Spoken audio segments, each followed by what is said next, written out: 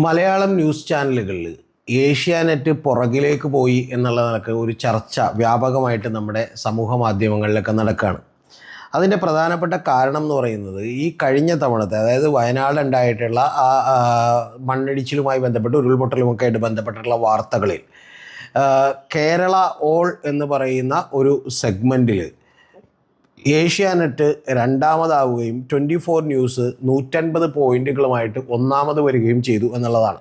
അത് തീർച്ചയായിട്ടും 24 ന്യൂസിന് വലിയ വളർച്ച ഉണ്ടായി. 37.84%, 84 പോയിന്റ് കൂടിയിട്ടാണ് അത്തരത്തിലുള്ളൊരു വളർച്ചയിലേക്ക് എത്തിയത്. പക്ഷെ അതിനേക്കാൾ കൂടിയിട്ടുള്ള മറ്റൊരു ചാനൽ എന്ന് പറയുന്നത് റിപ്പോർട്ടറാണ്. അവർ 3-ാം സ്ഥാനത്ത് തന്നെയാണ്, പക്ഷെ അവർ 38 പോയിന്റോളം കൂടിയിട്ടാണ് ആ സ്ഥാനത്തേക്ക് എത്തിയത്. ഇത് വാസ്തവമായിട്ടുള്ളൊരു കാര്യമാണ്. ആ ഒരു സ്ഥാനത്തെങ്കിലും ഒരു കാറ്റഗറിയാണത്. ആ കാറ്റഗറി അല്ല ശരിക്കും അഡ്വർടൈസേഴ്സൊക്കെ ഇതിനു വേണ്ടി നോക്കുന്നൊരു കാറ്റഗറി. പക്ഷേ അഡ്വർടൈസേഴ്സൊന്നും നോക്കാത്ത ആ കാറ്റഗറിയിൽ പോലും ഏഷ്യാനെറ്റ് പുറകിൽ പോയി എന്നുള്ളത് ഒരു വാർത്ത തന്നെയാണ്. രണ്ടാമത്, ഈ അഡ്വർടൈസേഴ്സൊക്കെ കൂടുതലായി നോക്കുന്ന കാറ്റഗറി എന്ന് പറഞ്ഞിട്ടുണ്ടെങ്കിൽ മെയിൽ 22+ ABC എന്ന് പറയുന്ന ഒരു കാറ്റഗറിയാണ്. അത് 22 വയസ്സിന് മുകളിലുള്ള ആണുങ്ങളുടെയൊക്കെ കാണുന്ന ABC എന്ന് പറയുന്ന ഒരു കാറ്റഗറിയാണ്. മറ്റത് 2 വയസ്സ് മുതൽ കേരളത്തിലും മലയാളികൾ ലോകത്ത് എവിടെയുണ്ടോ അവരുടെ മൊത്തത്തിലുള്ളൊരു കാറ്റഗറിയാണ്. അപ്പോൾ അതിൽ താഴെ പോയി എന്ന് പറയുന്നതിൽ അത്ഭുതമൊന്നുമില്ല, അത് വാസ്തവമായിട്ടുള്ളൊരു കാര്യമാണ്. പക്ഷേ ഇതിൽ ഇത്ര വലിയ അത്ഭുതപ്പെടാനൊന്നുമില്ല എന്നാണ് എനിക്ക് നിങ്ങളോട് ആദ്യം പറയാനുള്ളത്. കാരണം ഏഷ്യാനെറ്റ് പുറകിലാകാൻ തുടങ്ങിയിട്ട് കാലമേറെയായി എന്നാണ് നിങ്ങളോട് പറയാനുള്ളത്. അതായത് വർഷങ്ങൾക്ക് മുമ്പ് ഏഷ്യാനെറ്റ് എന്ന് പറയുമ്പോൾ ഏഷ്യാനെറ്റ് ഇവിടുത്തെ 1-ാം നിര ന്യൂസ് ചാനലായി നിൽക്കുന്നു. അതിൻ്റെ 2-ാമത്തെയും 3-ാമത്തെയും 4-ാമത്തെയും, അതായത് അടുത്ത 3 സ്ഥാനങ്ങളിലുള്ള ആളുകളുടെയും റേറ്റിങ്ങുകൾ കൂട്ടിവെച്ചാൽ പോലും ഏഷ്യാനെറ്റ് ന്യൂസിൻ്റെ പകുതി വരാത്തൊരു കാലമുണ്ടായിരുന്നു നേരത്തെ. ആ കാലത്തിൽ നിന്നാണ് ഏഷ്യാനെറ്റ് ന്യൂസിൻ്റെ തൊട്ടടുത്തേക്ക് 24 ന്യൂസൊക്കെ എത്തുന്നൊരു കാലമുണ്ടായത്. ആ 24 ന്യൂസിൻ്റെ തൊട്ടടുത്തേക്ക് ഇപ്പം ഈ എല്ലാ സെഗ്മെൻറ്റുകളിലും തന്നെ 3-ാമതായിട്ട് റിപ്പോർട്ടർ ചാനൽ കൂടി എത്തുന്നൊരവസ്ഥയുണ്ടായി. ആ റിപ്പോർട്ടർ ചാനലിലാണ് കഴിഞ്ഞ വർഷങ്ങളിൽ, കഴിഞ്ഞ ദിവസങ്ങളിൽ, കഴിഞ്ഞ 2 ആഴ്ചകളിൽ ഏറ്റവും കൂടുതൽ വർധനവ് കാണിച്ചിട്ടുള്ളത്. ചില സെഗ്മെൻറ്റുകളിൽ 40 പോയിൻ്റാണ്, ചില സെഗ്മെൻറ്റുകളിൽ 30-35 പോയിൻറ്റുകളാണ്. അപ്പോൾ ഇത്തരത്തിലുള്ളൊരു വർധനവുണ്ടായി. ഇതിൻ്റെ അടിസ്ഥാനത്തിൽ ഏഷ്യാനെറ്റിന് എന്താണ് സംഭവിച്ചുകൊണ്ടിരിക്കുന്നത് എന്ന് നമ്മൾ വിശകലനം ചെയ്യാണ് ഇവിടെ. ഏഷ്യാനെറ്റ് എന്ന്, ഞാനിത് നേരത്തെ മുതൽ തന്നെ വളരെ കൃത്യമായി വാച്ച് ചെയ്യുന്ന ഒരാളാണ്. അതിൽ ഏഷ്യാനെറ്റ് എന്ന് പറയുന്ന ന്യൂസ് നിർഭയം, നിരന്തരം, നേരോടെ സംപ്രേഷണം ചെയ്യുന്ന ന്യൂസ് ചാനൽ തന്നെയാണ്. കേരളത്തിൽ വെച്ച് ഏറ്റവും ഭേദപ്പെട്ട ഒരു ന്യൂസ് ചാനലാണ്. പക്ഷേ ഏഷ്യാനെറ്റ് മനസ്സിലാക്കാത്തൊരു കാര്യം എന്ന് പറയുന്നത് ഈ ന്യൂസ് ചാനലുകളുടെ ഒരു സ്വഭാവത്തിൽ വലിയ വ്യത്യാസം വന്നിരിക്കുന്നു എന്നുള്ളതാണ്.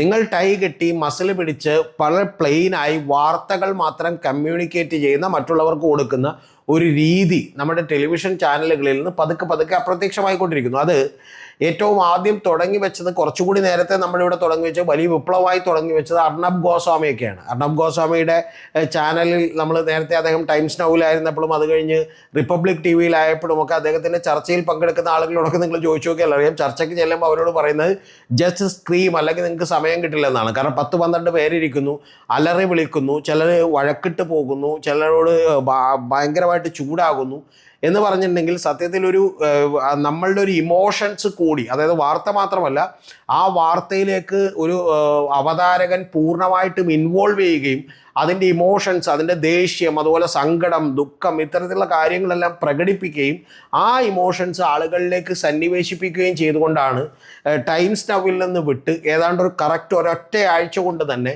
ഏറ്റവും വലിയ 1-ാമത്തെ ചാനലായിട്ട് റിപ്പബ്ലിക് TV ഒക്കെ മാറിയത്.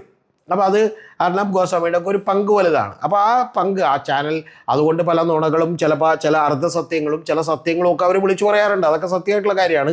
ചില ഫാക്ട് ചെക്കുകളൊക്കെ നടത്തുമ്പോൾ. പക്ഷേ ഒരു കയ്യടി കിട്ടുന്നതിന് എന്ത് എന്ന് വിചാരിച്ചിട്ട് ഏതെങ്കിലും ഒരു സൈഡ് എടുക്കുക, ഒരു പൊസിഷൻ എടുക്കുക എന്നുള്ളതൊക്കെ പ്രധാനപ്പെട്ട കാര്യമാണ്. ആളുകൾ അത് ആസ്വദിക്കാൻ തുടങ്ങിയിരിക്കുന്നു നമ്മുടെ ഒരു സമൂഹം എന്നുള്ളതാണ് ഏറ്റവും പ്രധാനപ്പെട്ട കാര്യം.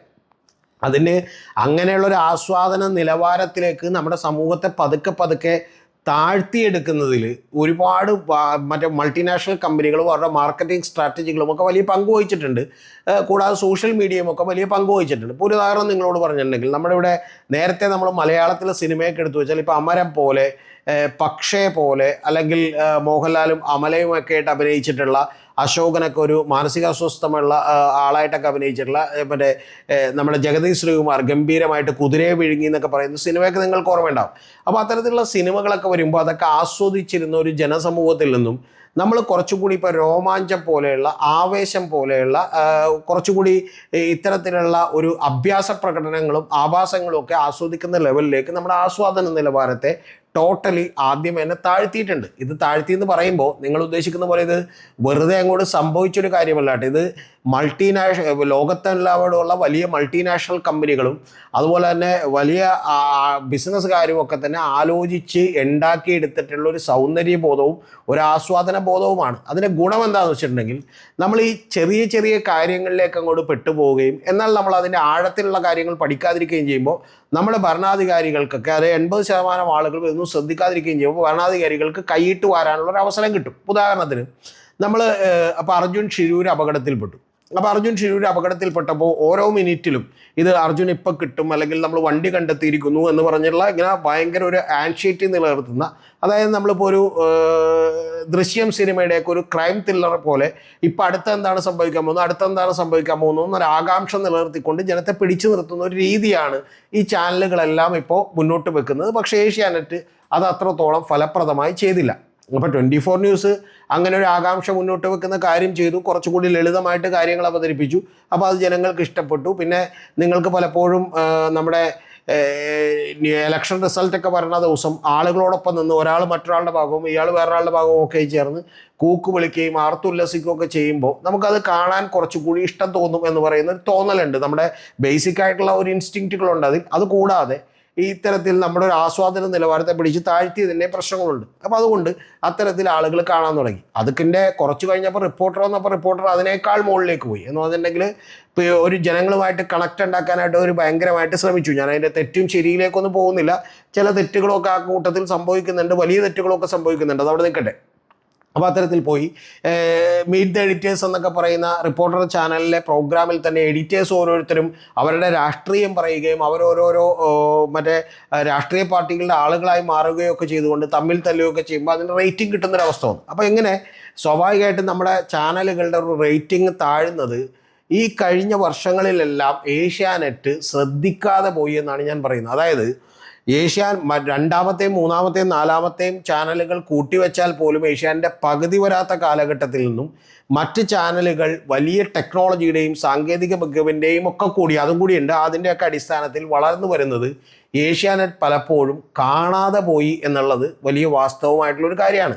അപ്പോൾ അതുകൊണ്ടാണ് നമ്മുടെ ജനസമൂഹം ഇപ്പോഴും ഷിരൂരിൽ മണ്ണിടിച്ചിലുണ്ടാകുന്നു എന്ന് പറയുമ്പോൾ നമ്മൾ ഭയങ്കരമായി ദുഃഖിക്കുകയും നമ്മൾ അതിൽ രക്ഷാപ്രവർത്തനത്തിൽ മുഴുകുകയും മറ്റേ ഈ വയനാട് ഉണ്ടാകുന്ന മണ്ണിടിച്ചിലിൽ ഇത്രയും പേര് മരിക്കുമ്പോൾ നമുക്ക് വലിയ സങ്കടം തോന്നുകയും പക്ഷേ എന്നാൽ പാറമടക്കാർക്കെതിരെയൊന്നും ഒരാളും ഒന്നും സംസാരിക്കാതിരിക്കുകയും ഇതിൻ്റെ അടിസ്ഥാനമായിട്ടുള്ള പ്രശ്നങ്ങളിലേക്ക് നമ്മുടെ ശ്രദ്ധ തിരിക്കാതിരിക്കുകയും ചെയ്യുന്ന ഒരു പണി ഈ മാധ്യമങ്ങളൊക്കെ എടുത്തുകൊണ്ടിരിക്കുകയാണ്. അതായത് ഇതിൽ മാത്രം ഒതുക്കി നിർത്തുന്നു, പ്ലസ് അവരെ രക്ഷപ്പെടുത്തുന്നു, അവരെ പുനരധിവസിപ്പിക്കുന്നു. അതിലേക്ക് ഈ പാറ വെട്ടി കിട്ടിയതും മരം വെട്ടി വിറ്റിയതും അതുപോലെ ഇതുപോലത്തെ വിറ്റിയതായിട്ടുള്ള പല കാശുകളുടെയും ഒരു 10% മുടക്കിക്കൊണ്ട് അവർക്ക് എന്ത് ചെയ്യുന്നു, അവർക്ക് തന്നെ നിങ്ങൾ പുനരധിവാസം ഏർപ്പാടാക്കുന്നു. അപ്പം നമ്മളെല്ലാവരും കൈയടിക്കുന്നു.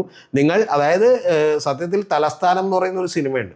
ആ സിനിമയിൽ നരേന്ദ്രപ്രസാദിൻ്റെയൊക്കെ ഒരു റോളുണ്ട്. ആ റോള് ഗംഭീരമാണ്. കാരണം അദ്ദേഹം വിജയകുമാർ എന്ന് പറയുന്ന ഒരു നടൻ അവൻ്റെ കൂട്ടത്തിലുള്ള ഈ വിജയകുമാറിനെ കൊന്നുകളയുന്നു. ആ കൊന്നുകളയുന്നതിന് ശേഷം അവൻ്റെ പേരിൽ തന്നെ ഒരു അവാർഡ് ഇവർ പ്രഖ്യാപിക്കുന്നു.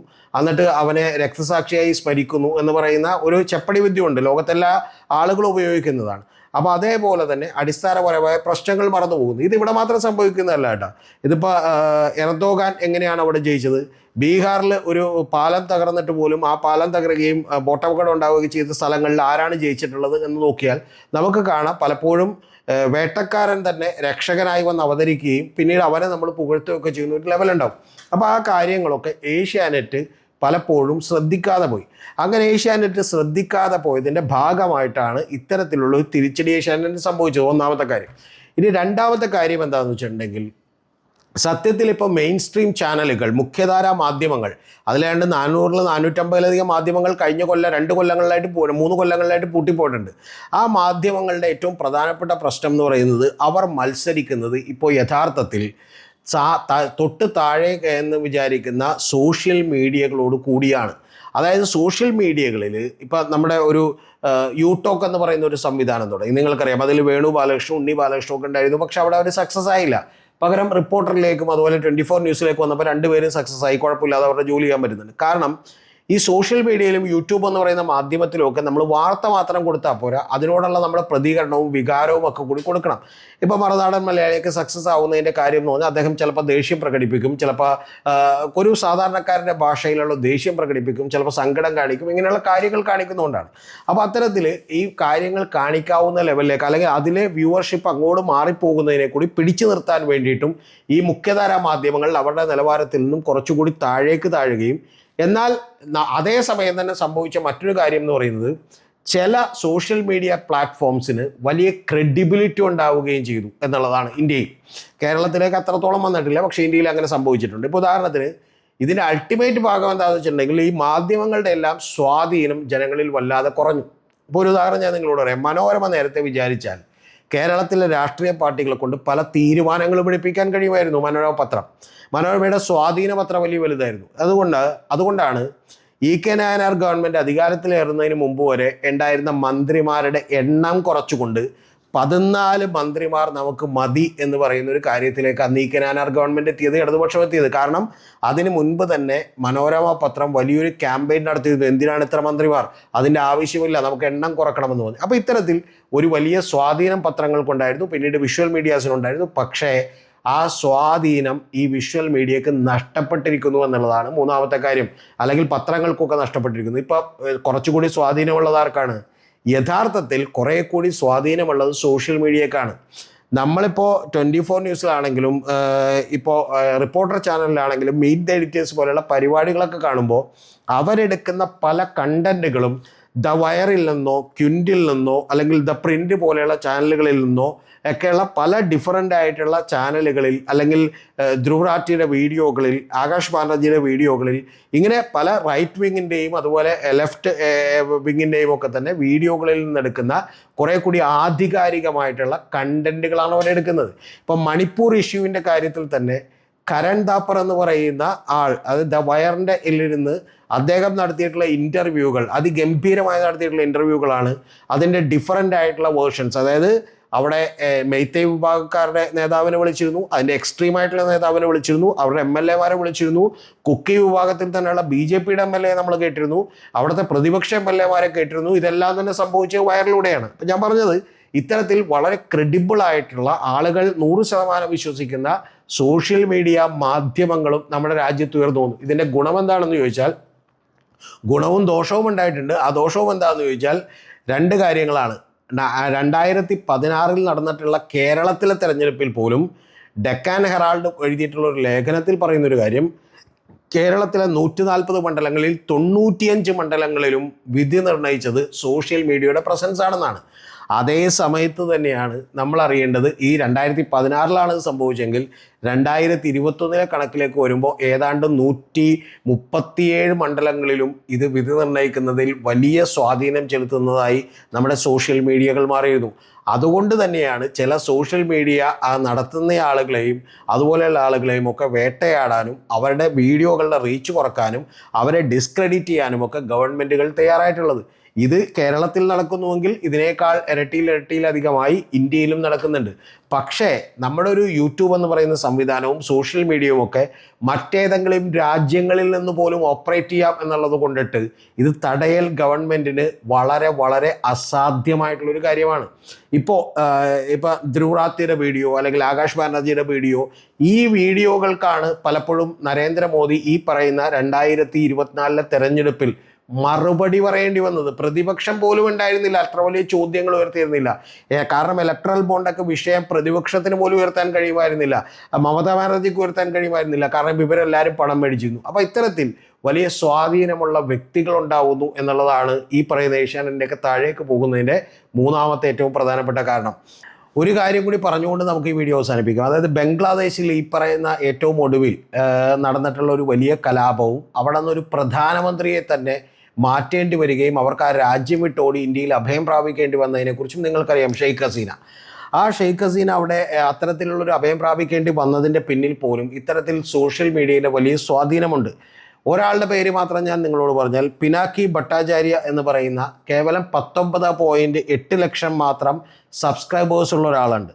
അദ്ദേഹം ഇന്ത്യയാണ് അവിടെ ബംഗ്ലാദേശിനെ ഭരിക്കുന്നതെന്നും ഷെയ്ഖ് ഹസീന അവിടെ ഒരു ആളായി ഇരിക്കുന്നു, ഒരു പാവ ഗവൺമെൻറ്റായി ഇരിക്കുന്നു എന്ന് മാത്രമേ ഉള്ളൂ എന്നും പറയുന്ന വ്യാപകമായ പ്രചരണം വളരെ കൃത്യമായി ആളുകളോട് ലോജിക്കലി തന്നെ എക്സ്പ്ലെയിൻ ചെയ്യാൻ അദ്ദേഹത്തിന് കഴിഞ്ഞു. അത് ശരിയോ തെറ്റോ എന്നൊക്കെ ഉള്ളത് രണ്ടാമത്തെ കാര്യം. പക്ഷെ അത്തരത്തിൽ അദ്ദേഹം എക്സ്പ്ലെയിൻ ചെയ്യാൻ കഴിഞ്ഞു. അദ്ദേഹം എന്ന് പറയുന്നത് പാരീസിൽ നിന്നാണ് തൻ്റെ യൂട്യൂബ് ചാനൽ ഓപ്പറേറ്റ് ചെയ്യുന്നത്. വളരെ പോപ്പുലർ ആയിട്ടുള്ള ഒരാളാണ്. എന്ന് പറഞ്ഞാൽ ഒരു ഐഡിയോളജിക്കൽ ബേസ് ഈ പറയുന്ന പ്രക്ഷോഭകാരികൾക്കും ആളുകൾക്കും ഷെയ്ഖ് ഹസീനയെക്കുറിച്ച് എതിരായിട്ടുള്ള ഒരു വലിയ യുദ്ധത്തിനും തുടക്കമിട്ടിട്ടുള്ള ഒരാളാണ്. കാരണം ഷെയ്ഖ് ഹസീന അവിടുത്തെ ഏകാധിപത്യ സ്വഭാവമുള്ള ഒരാളായിരുന്നു. അപ്പോൾ അതിനെതിരെ വലിയ പ്രചരണം നടത്തിയിട്ടുള്ള ഒരാളാണ്.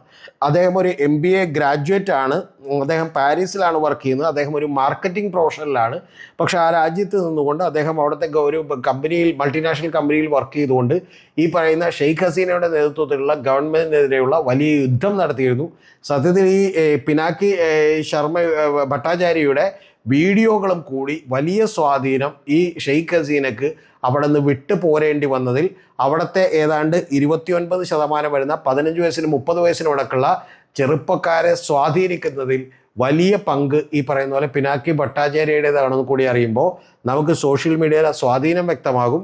ആ സ്വാധീനങ്ങളെക്കുറിച്ചൊന്നും കൃത്യമായി മനസ്സിലാക്കാത്തത് കൊണ്ട് കൂടിയാണ് ഏഷ്യാനെറ്റിനെ പറ്റിയ അബദ്ധം. അതുകൊണ്ട് ഏഷ്യാനെറ്റ് പുറകിലാകാൻ തുടങ്ങിയത് ഇന്ന് മുതലല്ല, അവരുടെ തൊട്ടടുത്തേക്ക് എതിരാളികൾ എത്തുമ്പോൾ മുതൽ വരുത്തേണ്ട ചേഞ്ചുകളെക്കുറിച്ച് അവർ മനസ്സിലാക്കാതെ പോയി. ഇപ്പം തന്നെ യഥാർത്ഥത്തിൽ ഈ മറ്റ് ചാനലുകൾ മുമ്പിൽ എത്തിയിട്ടുണ്ട് എന്നാണ് ഞാൻ വിചാരിക്കുന്നത്. കാരണം കേവലം കേരളത്തിൽ 1400ഓളം വരുന്ന ബോക്സുകൾ വെച്ചുകൊണ്ടാണ് ഈ റേറ്റിംഗ് ഒക്കെ തയ്യാറാക്കുന്നത്. അതിനേക്കാൾ കൃത്യമായ റേറ്റിംഗ് നിങ്ങൾ കാണണമെങ്കിൽ യൂട്യൂബുകളിൽ ലൈവ് കാണുന്ന ആളുകളെ നോക്കിയാൽ മതി. ആ ലൈവ് കാണുന്ന ആളുകളിൽ റിപ്പോർട്ടർ ഏതാണ്ട് ഇപ്പം തന്നെ മുന്നിലാണ്. അതുപോലെ 24 ന്യൂസ് അതിൻ്റെ തൊട്ട് താഴെയാണ്. ഏഷ്യാനെറ്റും അതിൻ്റെ താഴെ എത്തി നിൽക്കുന്നു. യഥാർത്ഥത്തിൽ അതാണ് ഏറ്റവും വലിയ റേറ്റിംഗ്. ബാർക്ക് പോലും അതിൻ്റെ അടുത്ത് വരില്ല എന്നുള്ളതാണ് വാസ്തവം.